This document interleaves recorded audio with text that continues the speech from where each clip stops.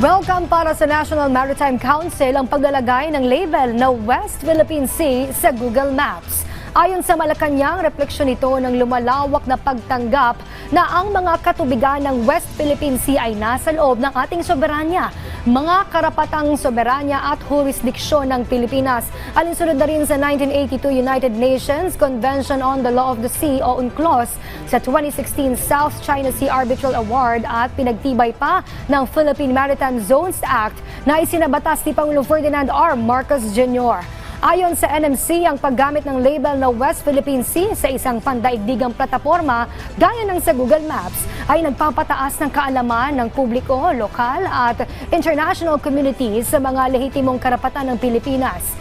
Makatutulong din ito para magkaroon ng national identity at magkaisa ang mga Pilipino na tumindig sa ating karapatan. Muling tiniyak naman ng NMC na ipagtanggol at pangalagaan ang mga karapatang pandagat ng Pilipinas alinsunod sa local at international law. Nananawagan rin itong patuloy na magkaisa sa pagsusulong ng pambansang interes lalo na sa West Philippine Sea.